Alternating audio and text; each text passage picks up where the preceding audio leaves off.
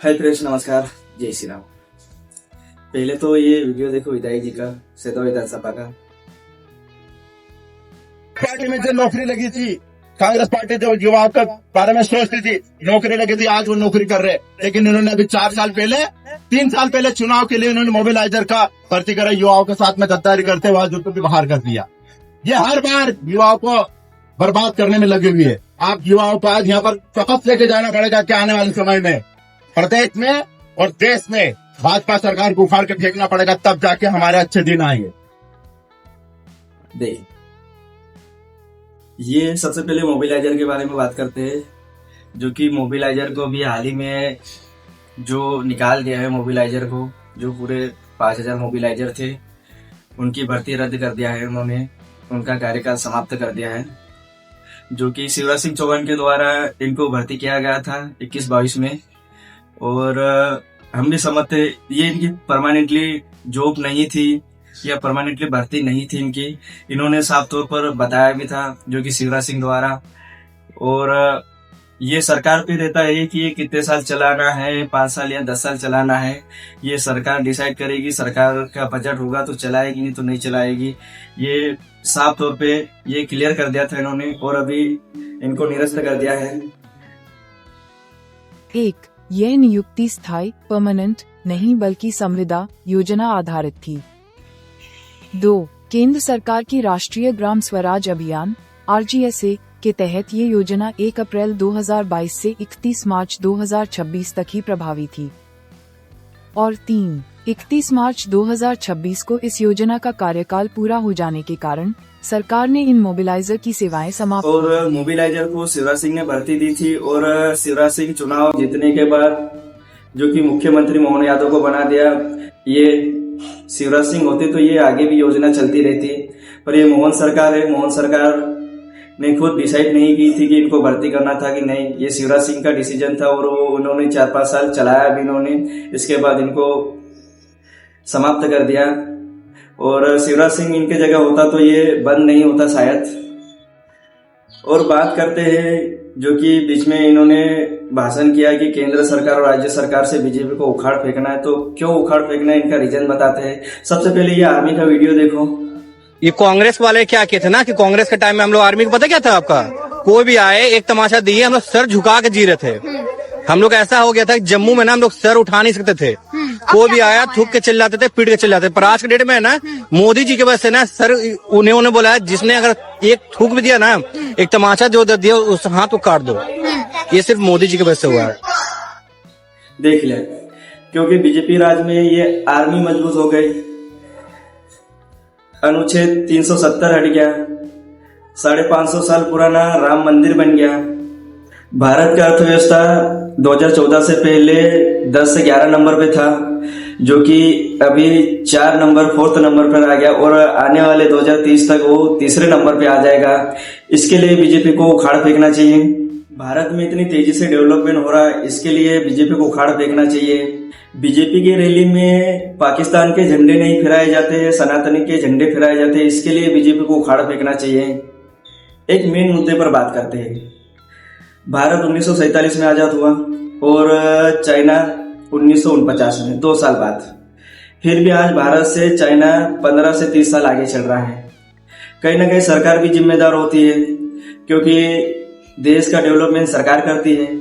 कांग्रेस वाले महंगाई पर बहुत मुद्दे उठाते हैं। पहले ये अमेरिका का वीडियो देखो, इनमें कितनी महंगाई है। अमेरिका में ये आंवला मिल रही है, छोटे से डब्बे में 15-16 आंवला है। ये इंडिया से आया है और इसकी कीमत है $18.23। इंडियन रुपीज में 1700 रुपए का ये पड़ जाता है। और ये $18 जो है, ये 18 रुपए के बराबर तो बिल्कुल भी नहीं है। यहाँ के हिसाब से $18 बहुत बड़ी चीज होती है। तो भाई बताइएगा इंडिया में कितने का मिल रहा होगा इस वक्त आंवला? 250 रुपए का एक बंच धनिया पत्ता खाना चाहेंगे?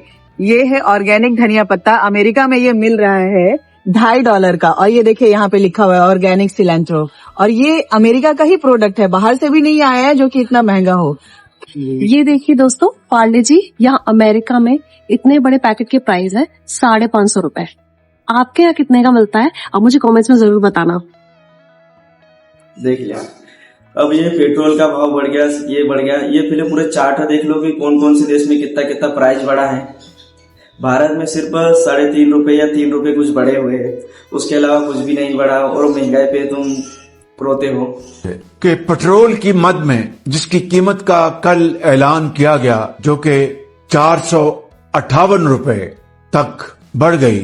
वेस्ट एशिया में जो हालत बने हुई है उनका असर पूरी दुनिया पर है। ऊर्जा जरूरतों की, डीजल, पेट्रोल और गैस की दिक्कत पूरी दुनिया में बढ़ गई है।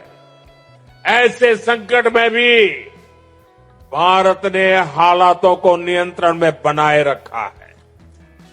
इसके पीछे देश की सफल विदेश नीति और देशवासियों की एकजुटता की सफलता की ताकत है। आज दुनिया के छोटे से लेकर बड़े सुपर पावर देशों तक में डीजल, पेट्रोल के दाम कहीं 10%, कहीं 20%, कहीं 25% तक बढ़े हैं, लेकिन भारत इसका असर देश की जनता पर नहीं पड़ने दे रहा है। और कांग्रेस को क्यों लाना चाहिए, ये पूरा वीडियो देखना, ये लगा रहा हूं। मसूद अजहर जी के साथ बैठकर हाफिज सईद साहब the detention of Sri Hafiz Saeed, तो फिर अफजल गुरु जी को ओसामा जी जो हैं दूर पर ये ओसामा जी जो ये आतंकवादी को जी और गुरु जी करके बुलाते हैं, इसके लिए लाना चाहिए। नरेंद्र मोदी गद्दार है, नरेंद्र मोदी गद्दार है, नरेंद्र मोदी गद्दार है। हाँ, मोदी तो गद्दार होगा ही। मोदी ने तुम्हारे हर प्लान पर पानी जो फेर दिया। तुम चीन का साथ देते थे, मोदी ने चीन को मात दी। तुम पाक का साथ देते थे, मोदी ने बता उसकी औकात। मोदी ने उन सबको रौंदा जो जो तुम्हारा यार है। इसीलिए मोदी सबसे बड़ा गद्दार है।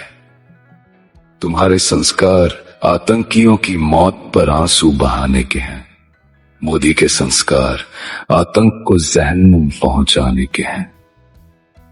नक्सलवाद तुम्हारे लिए पहचान है। मोदी को मिटाना उसका भी नामो निशान है। तुम्हें तो बस अपीजमेंट से ही आस है। मोदी का मंत्र सबका साथ, सबका विकास है। मोदी गरीबी खत्म कर रहा है, तुम गरीबों को खत्म करना चाहते हो। मोदी भ्रष्ट सिस्टम से लड़ रहा है, तुम उसी से पेट भरना चाहते हो। तुम्हारा तो पूरा का पूरा परिवार राजनीति में मस्त है। मोदी के लिए देश ही परिवार है और नेशन फर्स्ट है। तो इसलिए मोदी तुम्हें हमेशा गद्दार दिखेगा, क्योंकि मोदी की लगन और देशभक्ति ने पूरी कांग्रेस खत्म कर दी।